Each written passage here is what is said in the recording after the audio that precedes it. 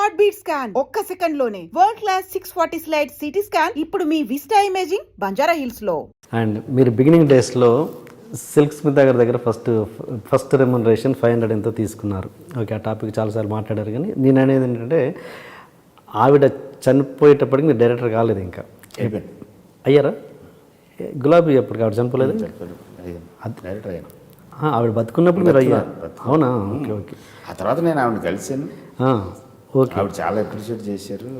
Plus నేను ఆవిడ నన్ను గుర్తుపెట్టుకుంటారు. అన్నపూర్ణ స్టూడియోలో చాలా విచిత్రం అనేది, నిలబడున్నా గేట్ దగ్గర ఆఫీస్ దగ్గర ఉండేవాళ్ళు, మన బాబు వీళ్ళందరూ ఉండేవారు అని అక్కడ ఉండేవాళ్ళు.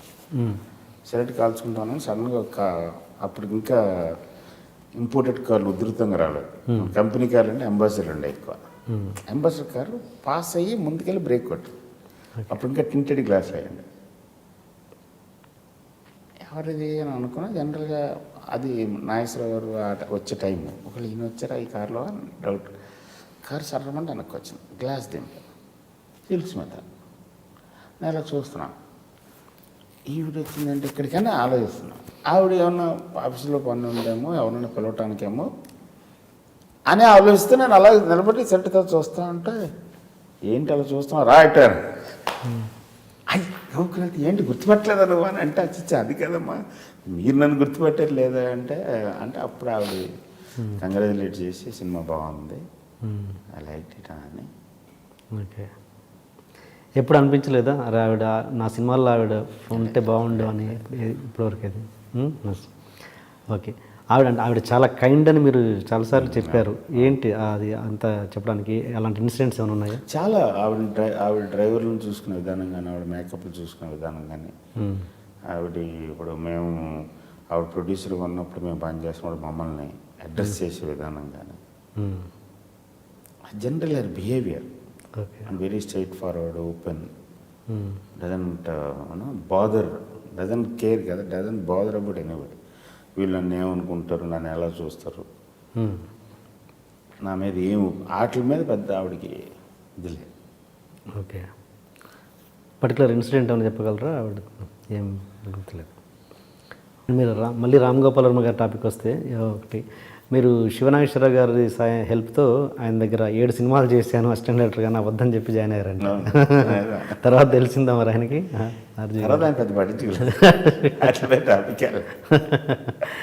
ఓకే.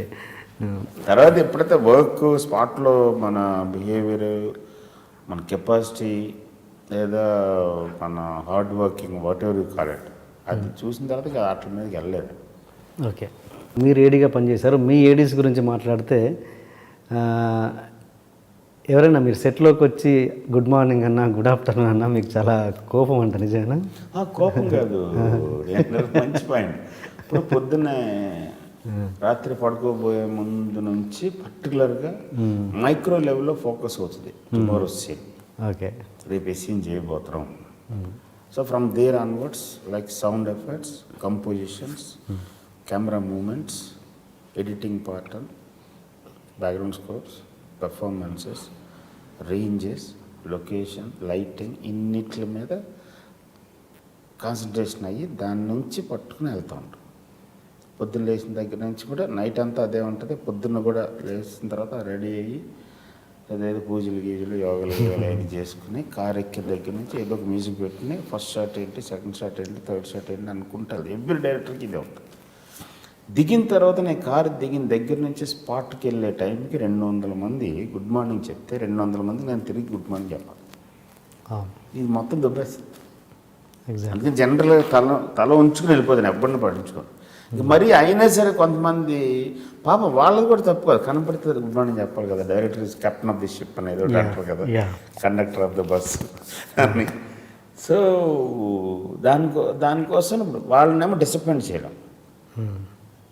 అందుకని ఒక 2-3 సార్లు చూసిన తర్వాత చెప్తాను షెడ్యూల్కి ఒకసారి, రోజు చెప్పొద్దురా నాకు, నేను ఎప్పటికి చెప్పను, మీరు నాకు చెప్పద్దు.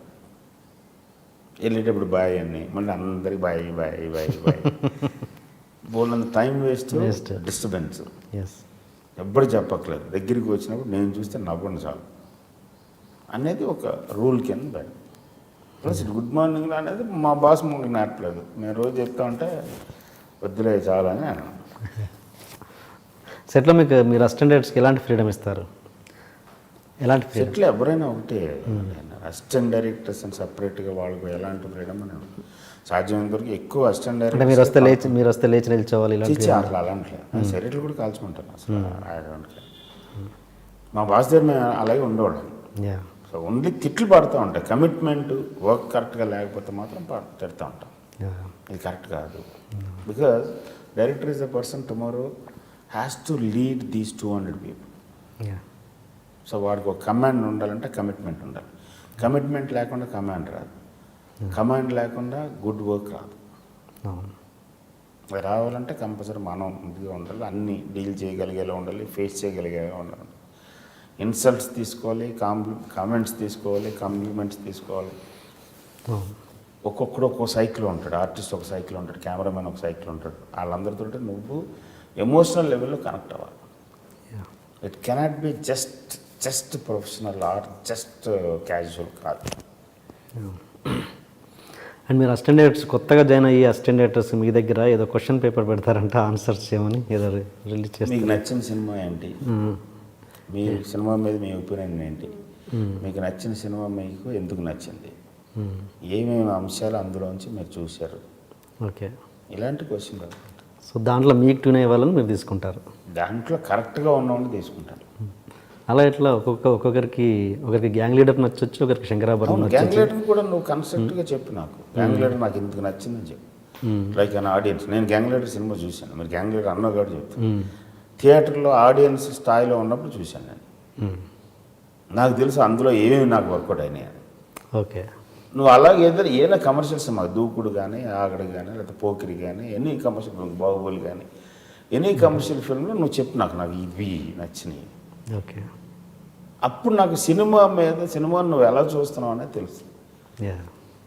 దాన్ని బట్టి పెట్టుకుంటాను, అంతేగాని every director is different. Okay. There is no 2 similar directors లేరు. అంతే కదా. అవును.